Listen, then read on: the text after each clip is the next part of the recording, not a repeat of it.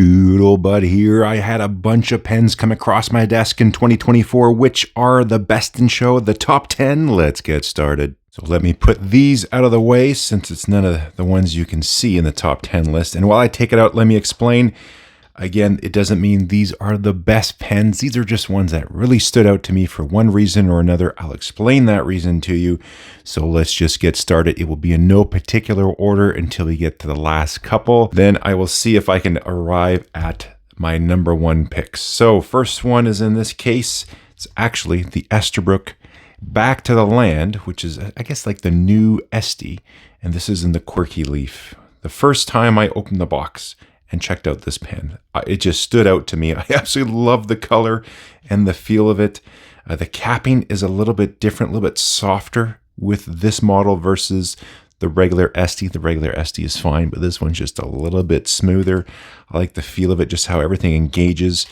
And of course, just that retro look, the Back to the Land. They did that with all of them. And it was paired with their quirky leaf matching green ink. I have reviews. All the pens you're going to see, I have reviews on those. But for whatever reason, this pen just stood out to me. I couldn't stop using it the moment I got it, which is fantastic. Everything the pen does, it's going to do. You saw, if you want more information, again, watch all the reviews. I'll have links in the description. But this one caught my eye. I love the looks of it, the feel. It's very, very comfortable in the hand. Again, it's a Esterbrook pen, so they're super reliable. Lots of great nib options. For whatever reason, though, this one called to me. The second I opened it and unboxed it, took it out of there, and it has been a regular daily carry ever since. So number one on the list, again, no particular order, the Esterbrook Back to the Land quirky leaf. All right, let's put that back in there and go to pen number two. It's this one right here. This is the Aurora 88, the full gold. They call this the Mirige. That has to do with all these beautiful little fine lines that are in here. Man, I tell you, I've wanted to get an Aurora 88 for a long time. Wasn't sure which model. Then I saw this particular full gold version, and this was a few years ago I saw this model. And finally, it was this year I acquired it. It took a lot of time to find the right pen in the right condition for the right price, but yeah, I found it.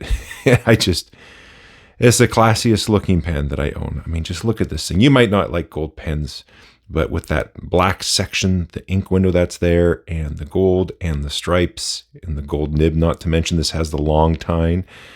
I got to tell you, this pen is absolutely gorgeous, writes wonderfully. The capping's fantastic. I have left it for several months and no problem. It writes up immediately every single time. And every single time I pull it out, I just look at it for a minute first and just adore it. And yeah, just love the looks, love the feel, lovely performer.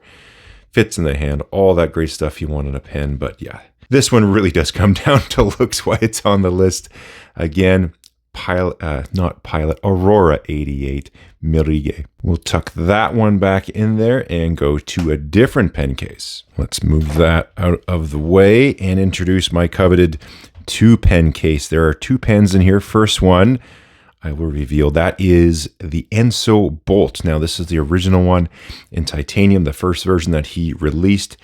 I think it's really, really neat. There was actually quite a few vanishing point style pens that came out. Finally, Majohn, the A1, they released more nib options, which I thought was great. Jinhao also came out with an even lower cost version. Narwhal came out with their Eclipse. There's actually been there's quite a few of these capless retractable nib style pens that came out. The reason I'm choosing the Bolt, it was just quite different from everything else. It has a little seal that's in here with a cross cut and bolt action pen, and I just thought this was super neat. There was a brand new one that he just sent over, Enzo Carlo sent over to me, and so it's the same pen, but now it is in brass. And I have to tell you, I actually prefer the brass over the titanium. Usually, I am a titanium guy. I'll have the review coming up of this one shortly. You can also have a clip on here as well. You can do that with the titanium. When I first got, I got like a super early edition one. The clip wasn't quite ready yet. So you can get them with the clip for the people who want to get a clip. The brass one's nice though, because it's a little bit smoother. Titanium's good, but just the nature of the brass, it actually has a smoother action to it. It's actually kind of buttery smooth. It's very, very nice. I'll have a review coming up of that very soon. I've been using this one here for a good couple of weeks and just getting ready for the review, and it's been lovely. I like the extra little bit of weight and the smoothness and just the look of it. It's going to patina over time, which is really neat. And yeah, it's just a different approach. So I commend stuff like that, coming at problems from a totally different way. That is why I'm choosing the Enso Bolt. Let me put that back in. There is another pen in slot number 2 that we will see in a moment. But before we do, let's reveal the next pen on the list. That is this one right here. That is the Hongdian C1. I gotta tell you, it's the color a little bit too, but I have a few other of these pens. I have one in blue and another one in black. The yellow I am very fond of. But this is just a super fun pen. It's, for one, it's very affordable. It's cartridge converter. Obviously I do the converter most of the time with my pens because I have so many bottles of ink, but you could use either or, which is always convenient, especially for travel. Just great little slip cap. The seal isn't amazing. You can last a week, maybe a little bit more. I think 2 weeks, you're sort of pushing it. So I wish the seal was a little bit better, but I'm willing to even put up with that. If you're using this as a regular daily usage pen, you're not going to have any problems. But I just think just a fun design, pretty darn well made. The slip cap is nice. The section is fun, very comfortable no matter what you're doing. It's got some good grip to it and just a very enjoyable pen to use. I have used this pen a bunch, and I've picked it over very expensive pens with gold nibs and all sorts of beautiful things for a daily, everyday carry type pen, taking notes, all that stuff, take it with you wherever. I have gone for the Hongdian C1 an absolute ton. I definitely think this needs to be on the list. Plus, it's extremely affordable. We'll put that back in here and go to the next one. And we will bring back the 2-pen case. So riding shotgun is this pen over here. I put these two together because I said with the Bolt, it's approaching the problem very different, something sort of innovative and unique. This one here, I was blown away by. So this is another pen from Platypus Pens. He's down in Australia. This is the Model 20, and this pen is fully 3D printed. And I'm just blown away by it. Well, the only thing that's not 3D printed is the clip. You wouldn't want a 3D printed clip, but it's fantastic. One rotation to take it off. Really cool design, and it has a unique filling system. So again, I got reviews and all this stuff, but you just turn the piston knob back here, it retracts, and then you turn it again, and there is this bladder inside. Well, here, I'll just take it off. I'll show you. Pop it off. There we go. And it will, there's a little foot that you, when you turn the piston down, will compress and squeeze it, and then suck the ink back in. So he did all this. This is 3D printed too. So all this stuff is 3D printed. There's a few little parts just for assembly and some other bits here. I mean, come on, we got to be within reason. But I have to tell you, this thing works fantastically well. Writes wonderfully. The seal is fantastic. The threads are great. One rotation on the cap. Like, there's just a lot of fantastic things and a bunch of effort that was put into this pen. Not only that, how he does the code for it to generate it. So he essentially designs this thing in G code, which is inputting the lines that the 3D printer is going to do in order to print this. That's how he designs this. Forget the CAD software and all the renders and all that stuff. He just hard codes the pen for the printer to make. And what a fantastic job. Oh yeah, even an ink window. So this is a ton of effort. I'm blown away by the quality. It's done on a 3D printer. Just all these things that were done on this pen. I had to include the Platypus Model 20. Shuffling the cases back around again, going back to this one, and we have this lovely pen here. This is the Asvine J16. Just a fantastic pen. Full titanium body and piston filler, ink window, Yovo nib. A lot on this pen, and I just got to say, I love the execution of it, the looks of it, everything's good. Even the brush that they did here on the titanium, fantastic job. You can get it polished as well. There might even be a hammered version. I can't remember anyways, but just a fantastic job of the pen. I think it's extremely affordable. This thing works great. It has been a great workhorse pen.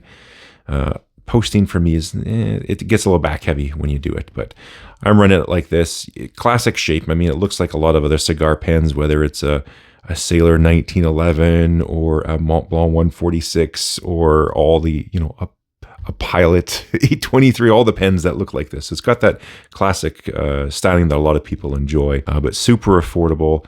They even put Acme threads on here, just all sorts of great stuff that they packed into one pen. I think it's fantastic. Now, there was another pen similar to that. This was the Majohn, I forget the model number. Well, it's got it on right here, P136. So their classic P136 model, but again, done in titanium. I think it's great. It's, again, nice pen, very similar, but I would pick the Asvine over the Majohn pretty much every single time. So great pen, affordable. I love that side of it.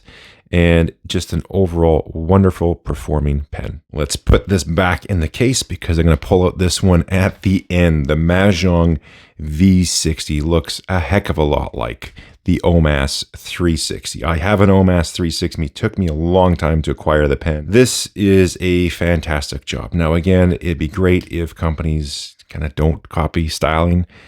But if you're going to do it, do a good job. They did a great job with the A1, and they've done a fantastic job with the V60. It's affordable, looks the part, has all the design features, and it works great. It seals wonderfully. You got the piston that's on here. There are more nib options that came out just shortly after the pen was released. I think there's like some long blade nibs, some hand polish ones that they're tuned. There's also stubs available. All sorts of great stuff, and the pen just works. This is great because if you're thinking about getting the very expensive Omas 360 one day, and if you're in the hunt for those, you know what the prices look like, especially the really rare ones. But if you don't get a chance to try one because they're not sold anymore, they're not in manufacturing, it's tough to get your hands on it. It is a bit of a polarizing design and shape. Some people love the look of it, but then they get it and go to write with it, and this just does not work for them. The best thing to do if you're in the market for the real deal, pick one of these up, get used to it. If you don't have a chance to write with one or meet one, somebody who has one in person, and just decide then, do you want to now shell out whatever the price is going to be for the one you're getting? It's a lot of money.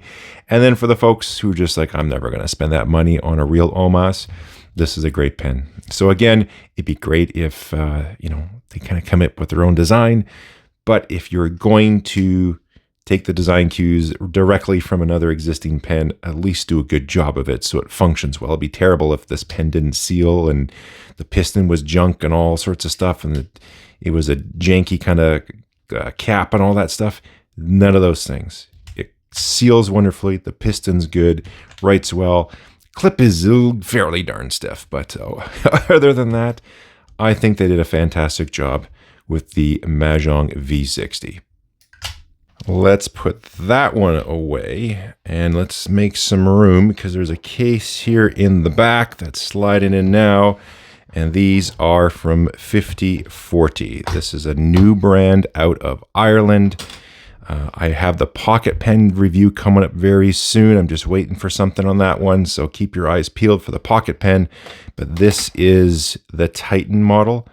And I have to tell you, boy, do I like using these pens. It has its own unique filler system where you engage the piston rod and push it down, put in your ink, draw it back, disengage the piston, and it's up there. There's a few different models he has available. This one here is a smoked acrylic with forged carbon fiber. Very nice and light, has a titanium section, and it has this huge nib on here. It is a number 8 size steel nib, but I have to tell you, especially the medium one I have over here. So this is a Ultim body with titanium. The medium nib on this one is just incredibly smooth. I've never had a steel nib feel this good. It is just buttery smooth, works extremely well, even has a little bit of bounce to it. So just all in all, both of these pens have been performing absolutely fantastic. I like both of them. They have different characteristics as far as weight goes. This is very nice and light. I love the size of it. It's extremely comfortable, massive ink capacity, like really, really big ink capacity. The sealing is good and everything. And this one is equipped with a fine nib. I use this one probably the most. Just my writing and style that I do a lot of notes and printing is more conducive to a fine point nib. But if I want to sit down and just do some really nice writing and want a lovely, smooth, flowing pen with a lovely nib on it that has some bounce and just all that great stuff, I'm going for this one here. The extra weight I find sort of helps with that. And the nib is just super smooth. Everything's on these pens are great. Just the overall manufacturing, I like the design. The size is ultra comfortable, especially for me. So all sorts of great things with these pens. I have been enjoying them a ton. They are with me all the time. Yeah, the 5040 Titan, super hit. Let's lock those down, and we got only 2 more to go. We are going back to the super fancy case one more time, and we are pulling out this pen right here. This is the Magna Carta Mag 650. This has their flex nib on it, and I have to tell you, it feels like they finally cracked the code of making a modern pen with a flex nib that feels like a vintage one. Now, a little before this pen, the Mag 650, I reviewed the Mag 600, which has, it's supposed to be the same flex nib, but mine, the one I have is a little older. So this one here, you could see the nibs look absolutely identical. Now, I did a video on this. I even did a flex test, but the newer ones had a stamping on the side, the 14 karat gold. The old one didn't. Even just the color, and it could just be the polishing. You can see it's much richer color, a little bit different than it is here. And again, that could be due to polishing. But moreover, the second I wrote with this new model, something felt different. It felt even softer. Now, this was quite enjoyable. Everything was great about it. I do prefer the styling of the 650. It really, it has that vintage look. There's the Parker, I think it's the Vacuumatics, that have this type of stack resin look to it. It really has that flavor to it. So even looks wise, again, that's a personal thing. I would definitely go with the newer 650 styling over the 600. But even with the nib, I did a flex off video where I compared a bunch of different flex nibs. If you haven't seen it, again, I'll have a link in the description or search my channel. But I used my scale, I pressed down on it to see which one got more flex for the same amount of nib pressure. And the 650 was fantastic. It did seem softer and perform better than the older versions of the 600. Now, since then, as far as I know, the new 600s have the exact same nib as the 650s. So there seemed to be a little bit of a transition period, but it seems now all the new 600 models have the same nib. I haven't done any writing samples on this video, but I figured let's do it with the Flex one. I actually haven't used this pen for a few months because I've been doing lots of other stuff. So let's do a quick little writing sample before I get to my very last top pen. So in case you haven't noticed, the last few have been in order. So number 3 would be the Titans. Number 2 is the Mag 650. The number 1s are coming up after the writing sample.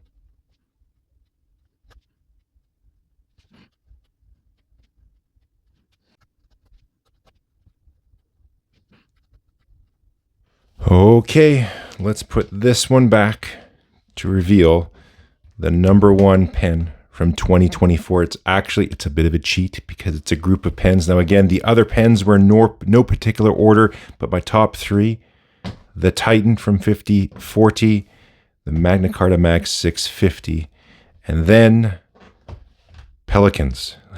This was the year of Pelikans for me. Now for the longest time, I had a Pelikan M805 and my little Pelikan 140. These were the only 2 Pelikans I had, and I was quite happy with both of them. Actually, I should say I was very happy with the 140, and for whatever reason, a little mediocre with my 805. Looks beautiful. I even got it with the 2-tone nib because I swear the Pelikan nib is one of the best nibs out there. I got an extra fine, writes like an extra fine, no problems with the pen, but it was just sort of boring. I think I really just picked the wrong nib. I originally chose it for a daily workhorse. I did all that stuff with it. Then I started to look back into Pelikans. So I got a bunch this year. This is my M400. This is one from the 80s, has a beautiful broad nib. I always thought I liked only the larger Pelikans, but my little 140, and this has a nice little semi-flex nib. Love this pen. It got me a little more open to some of their smaller offerings, and I saw this one Just looks beautiful. Timeless design, classic colors, gorgeous broad nib, super wet. Everything's great. But my eye was still on, I wanted not just an oblique broad, an oblique double broad pen from Pelikan. So I had to go more vintage. This is from the early 50s. This is a Pelikan 400, and it has the oblique double broad nib on there. Just give that thing a look. You can see that big chunk of tipping at the end, if we can focus for you, and that nice angle. This thing has fantastic writing. I might throw this down on the page here real quick at the end as well. Wow, was that ever a good pick on that nib? Again, took me a long time to find the right pen. I found one that was really good, had an oblique broad, and it was a little cheaper, but I knew if I got the oblique broad, I would want the oblique double broad. So I held off and I got that one. I also picked up the flagship pen, the M1000. This is, again, a little bit of an older one. It has the medallion at the top instead of the laser etching that the modern ones do, and the super new ones coming out being made now, you can't see through the body. They have like a little window or something at the bottom, but they don't have the little bit of, it's only a little bit translucent, but you can't see that part of like the ink window and some of the components. I like that about the pen. So I went for a little bit of an older one. This thing was in very good condition, has a medium nib on it, even has a slight little sort of stubness quality to it, and the nib is so bouncy and soft. Everything that people talk about with the M1000, with just a very bouncy nib, not a flex nib. You want a flex nib, you saw the pen that you should get. If you want, well, there's other ones too, but you know what I mean? Use a flex pen with a flex nib, you know, for flex writing. Don't push a pen like this too hard. Enjoy the bounciness and unique writing experience, and you'll be rewarded. And this one, yeah, I like it. It's big. Compared against my Mont Blanc 149, I would, if I had to give one up, I can only keep one. Most likely, it would be the Pelikan M1000. And the last Pelikan I got, again on a Pelikan tear, was this one. It's not made again anymore. A bit of a odd duck, rare bird type thing. The Pelikan Epoch or Epic, depending on how you want to say it.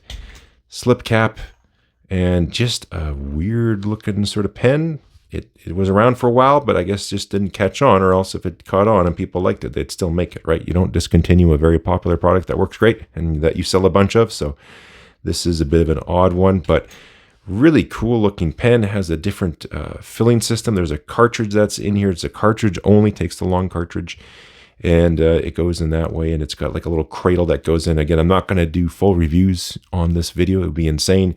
If you want more information, again, down there in the description. But this pen has been a joy to use. Tons of fun. Great for a daily writer. This has an oblique broad nib on it. It's a gold one as well. I'm still on the fence about grinding it because I want a little more line, well, a lot more line variation than what the stock nib comes from. Or maybe I can just buy a new nib for it, keep that one as is, and just have a more sort of daily usage nib. But either way, I really love the looks of this pen, the styling, the feel, just the utility. Yeah, I quite enjoy it a lot. I use this one a bunch. So there we go. Pelikan. Just top pens were Pelikans. Whole bunch of them because I really enjoy all of them. Let's just do a super fast writing sample with this 400 oblique double broad.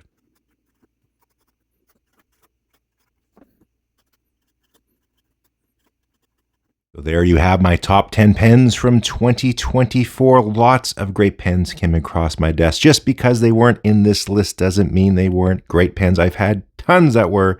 I had to narrow it down. These are my picks. I'd love to hear from you in the comments. What were your top 10 pens? Or even just top one if you only got one. But what were your favorites from 2024? If you want to click around, you can hit the thumbs up. You can hit subscribe. You can hit join. All that great stuff. Big, huge thank you to all the members who joined up to the channel this year. Tons of fun and extra stuff I've been able to do and share with them as well. So huge thanks to the channel members and everyone else who has been watching and subscribing, commenting, having fun. This will be the last video for 2024. I'll be right back in 2025 real soon. Until then, we'll catch you next time.